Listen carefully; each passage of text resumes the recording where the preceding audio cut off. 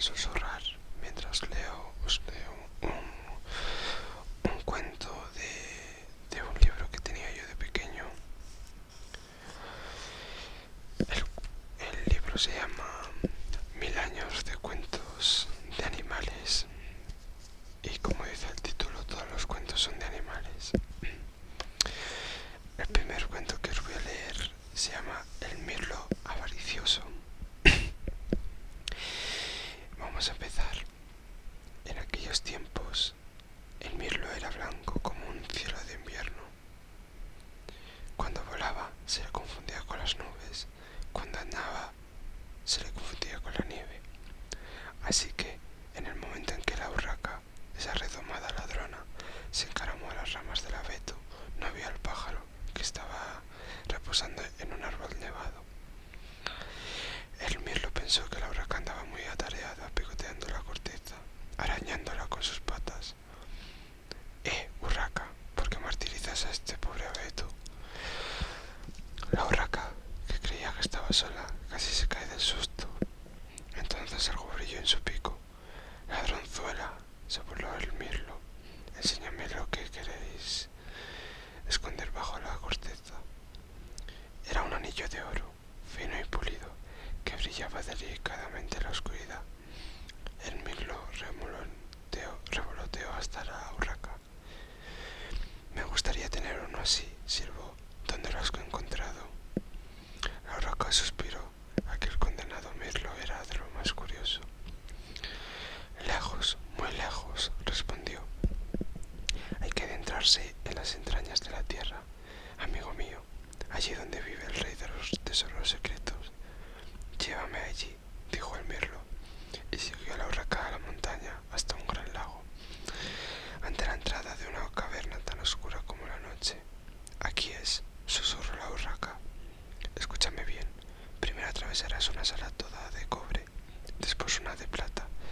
La tercera estará completamente llena de oro. Por la cuarta encontrarás al rey de los tesoros secretos, sentado en su trono de diamante. Lo reconocerás fácilmente. Su corona es de zafiro, sus ropas de jade, su cetro de cristal y sus ojos muestran una mirada benevolente. Te dará todo lo que le pidas. El mirlo batió las alas nervioso.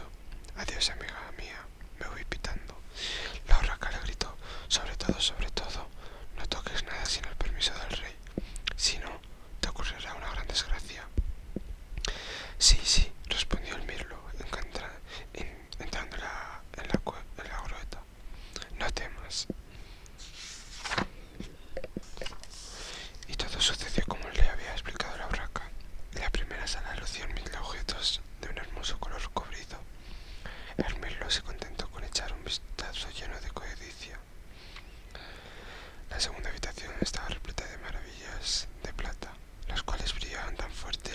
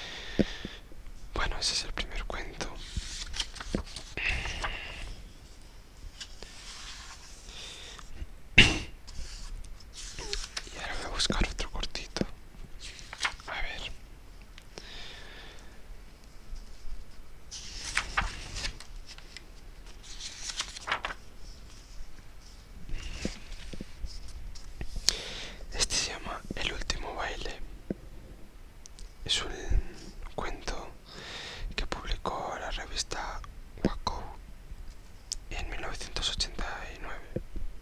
Solo pone como información, no sé de dónde será la revista. Bueno, y vamos a empezar. Por aquel entonces todos los animales vivían juntos. El conejo con el zorro, la rana con el cerdo y el gato con el ratón. Cuando llegaba la primavera, se organizaba un gran baile y todo el mundo acudía allí para divertirse plenamente por una noche. La cigarra era la encargada de organizar la fiesta. Tocaba también el violín.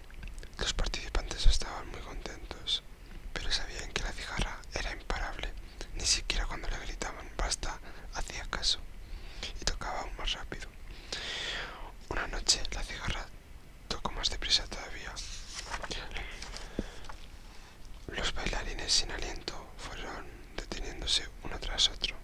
Muy pronto solo quedaron en la pista el gato y la ratita. Los dos habrían seguido danzando si el gato de repente no hubiera puesto su pata sobre el bajo del vestido